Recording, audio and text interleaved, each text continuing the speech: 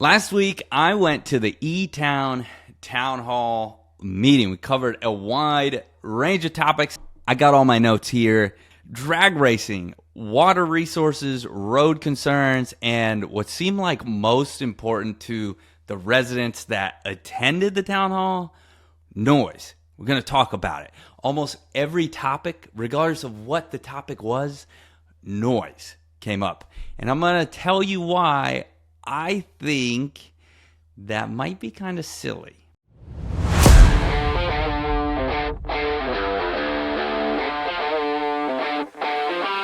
First topic of the night. First of all, city councilman was there. He did a great job. Younger guy, seems like he's my age. I wrote down his name in the notes, but it's not important right now. The sheriff was there. Sheriff TK was there, and a District 3 commander here to talk about drag racing. I live in E-Town. I live in one of the northern neighborhoods called Edison. And yeah, it's true. At nighttime, I hear these like Honda Civics, I'm guessing, with loud exhaust. And they go out, and I see the evidence in the morning. They do donuts. I guess there's kind of like some offshoots in E-Town where the roads go a certain way, but they just kind of end at the trees. And oftentimes you'll see the tire marks where they do donuts down there and they race up and down the street. It's usually at nighttime. I've got a wall in my backyard to one of these roads that just dead ends in the trees. I can hear them racing up and down it. So this is a issue here in E-Town, and there's been a lot of complaints about it. Sheriff TK came out to address them. Overall, what he had to say was, there's basically no crime in E-Town at all, aside from drag racing that goes on. Now, these aren't these street takeovers or these big car meets or anything like that. It's just like one or two cars at a time every once in a while. They focus on the donuts and these parking takeovers, which they're not allowing. And actually here in Jacksonville, they've gone to great measures to make sure that these groups that kind of travel and they come from out of town and take over your town don't show up here in Jacksonville. So they've done a great job stopping that. I commend them for that. I appreciate them for that. And yeah, nobody wants drag racing in their neighborhoods.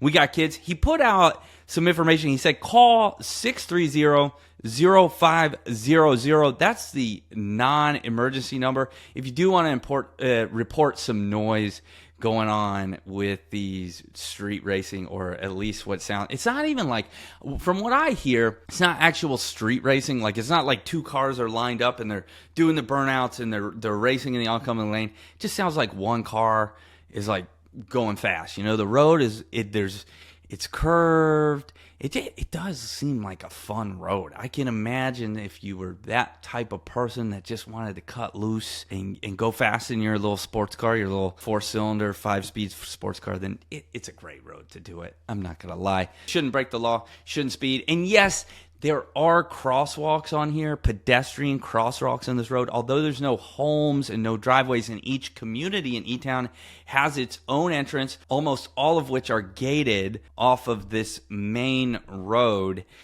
There are pedestrian crosswalks, so it is unsafe. There's a lot of kids that ride their bikes and ride their dirt bikes, little electric bikes and stuff out there. That was important. He just said, be patient. Listen, the concerns aren't going unheard. They hear the concerns. They're doing everything they can. But overall, crime is low in E-Town, and that's something that the residents have to be thankful for. The topic of cameras was brought up, and I got to tell you a funny story. One older lady even suggested that the sheriff has positioned some deputies out here to round up the youngsters after dark and drop them back off at their parents' houses.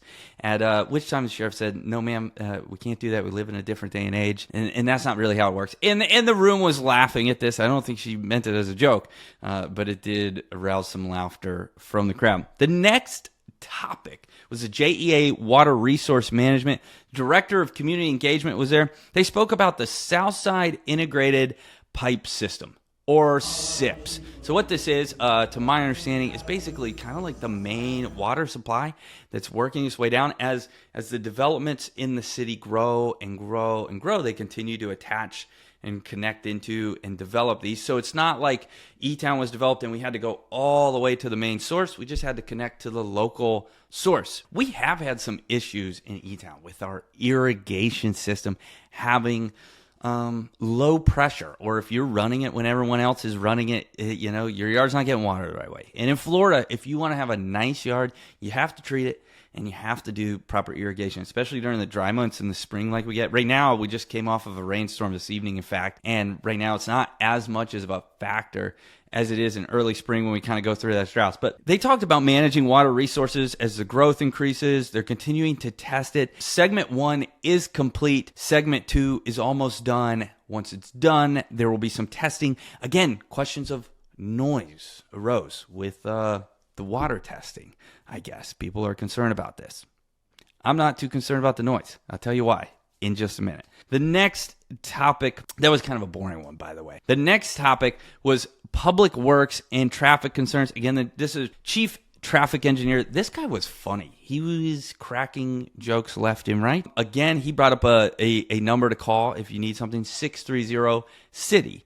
And that's a number to call if you notice a pothole around the area or whatever. But the main discussion here, it kind of went back to the speeding. They were talking about speed bumps and speed tables and speed humps and the differences and what they are and what they're not. He did say that they did a test out here. He made this kind of a funny point because while people are concerned with the one off, two off speeding at nighttime that they hear from their house late at night, he brought up the average overall. And it turns out that the average speed on the road, despite it being a 35 mile per hour posted road, the average speed of all the residents who live there is 47 miles per hour. He made this joke. The room laughed. And the point was, hey, listen, everybody's on this road. It's a main road. Again, it's not a road that homes are on. It's a main servicing road that goes to the amenities. It goes to the shopping, and then it offshoots into the individual community. So this is a main road. It's posted at 35 instead of 45, and that was in an attempt to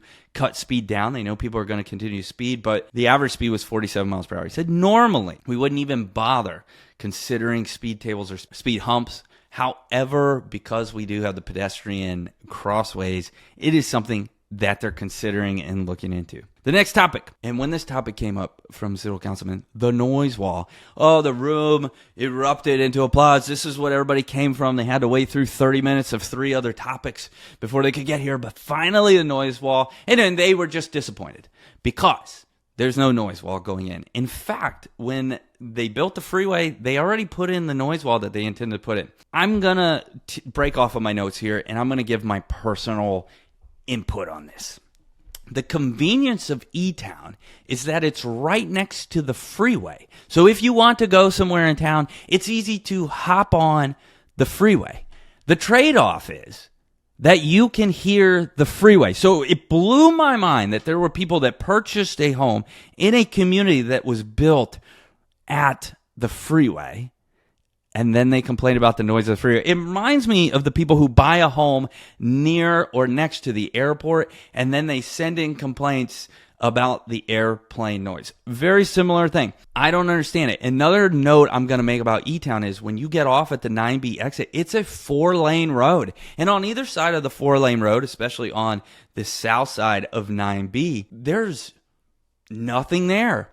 Well, as soon as they start talking about the plans and development for these areas, people raise their hand and pipe up about their concerns of noise. In my mind, I have to ask the question, when you get off of the exit and you see those 4 lanes, did you think that they put that infrastructure in just for fun?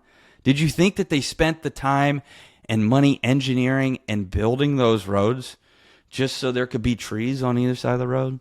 The answer is no. In fact, this growth has been planned from day one, and it was pretty obvious, pretty evident. And if you're 60 plus years old, you should have lived enough life to know what was coming next. That's my 2 cents on it. I know, what do I know? What do I know? I'm just a real estate broker out here who is tied into construction and development and studies this stuff for a living. Noise wall was a big reason that the older residents came to the meeting, I believe. They seem to be disappointed. The next topic, Park Group, Ever Range Community. This is a neighborhood south of E-Town. Again, one of these areas where there's an offshoot of this 4-lane road, and it just ends into the trees. Eventually will grow into the next Park Group development. Park Group, the same group that developed Nocatee and, of course, E-Town. Now they're developing another neighborhood. They do a really fine job, by the way. If you're considering a move to Jacksonville and you're wondering where you should live, look into Park Group and look into their communities and neighborhoods, because I think you'll find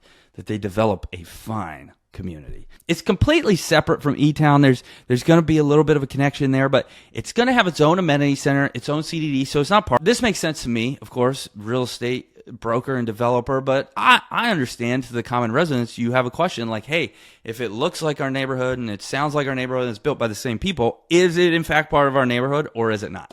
And the answer is no, it's not. It's its own amenity. It will bring, this was interesting to note, it will bring more stable water pressure because as the main continues to flow down and then they tack it on to EverRange, we are going to get the byproduct of that, more pressure, more water, which is nice. You're getting the road completion within a year. The home marketing starts at the end of this year. And guess what?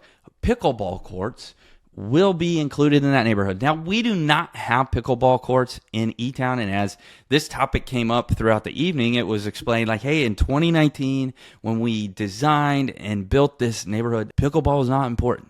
It was not. It now is. And it is a lot of work, a lot of expense, and quite frankly, it's impossible to retrofit the community. Ironically, the people who don't want any noise and don't want their fees to go up want pickleball courts installed. Well, who's going to pay for them? I'll tell you what, if they decide to put them in, we're all going to be paying for them. And I know these pickleball people leave the lights on and play at all hours of the night, so you're definitely going to get more noise. Either way, if you want to go down and join the EverRange CDD, you can, because Florida law requires that people who don't live in your community can join your CDD. It's just that most often people don't because the fees are high, and just to go play pickleball when there's public parks around, or just to play in their pool when we already have a pool that we pay for, why would you pay double? Most people don't do it. Florida law requires that. It's okay. Here's my general take on the night. Listen, the room was set up great. I could hear everything. The E-Town Community Center that they built to gather people in there is a beautiful space, whether it becomes a real estate office, which would be my vision, or a restaurant or a coffee bar. Great spot. I think it's a really great place. High ceilings, good seating. We were all gathered around. I could hear fine, and I was way in the back. I kind of did that on purpose to see if I could hear fine, and I did. I took a ton of notes. I took some videos. Some people left early complaining that they couldn't hear, but listen, I've been around the world. I've been around the block a time or two, and I've met a few people. And just gauging at the short amount of time that I was watching them, I got a feeling they're not too happy with anything they do in life. So I just wrote it off as nothing. Other than that, everybody else was there. And despite the concerns of the noise, and I know I've been teasing about it, listen, the energy in the room was light, and everybody was laughing and kind of having a good time, even back and forth with both the representatives and the residents. Nobody was angry or yelling at each other or mad. And that was really great because E-Town is a community that in fact has 7 different neighborhoods in it. Each of these neighborhoods is designed to fit a different need of a different homeowner. So to see everybody together in one space as a community, kind of on the same page, laughing together, that was really great. I thought that was something that was exciting. So in closing, the community is growing fast for sure, but the growth was planned for. It seems like the infrastructure is going in before the growth, which is great because I have lived in areas where the infrastructure comes in last, and that is horrible. Leaders are working to keep up with it and to not just keep up with it, but manage it as planned. We'll need a little bit of patience here as residents. We still need some restaurants. We still need some dining, some shopping, but all that's in plan. And I think within the next few years, E-Town and EverRange are going to be close to being finished, and it's going to be a really great place to live in Jacksonville. It's strategically located with an easy commute to the beach or to the west side or up north to the airport by shopping, dining, and if you need to get downtown, 25 minutes to the sports complex. Come on, you can't beat it in Jacksonville. That's my recap of the town hall. I know it's all over the place, but if you stuck around this long, then subscribe to the channel, leave me a comment, and let me know what your thoughts are. What's your biggest concern with the growth of Jacksonville? And if you'd like to connect with me, head to my website, riggsgroupfl.com. There's an About Us, Contact Us, all kinds of information. And there's even a media page where you get more videos like this and all of it broken down in the blog post where you can read there. Thanks again for watching. Let me know what you think in the comments below.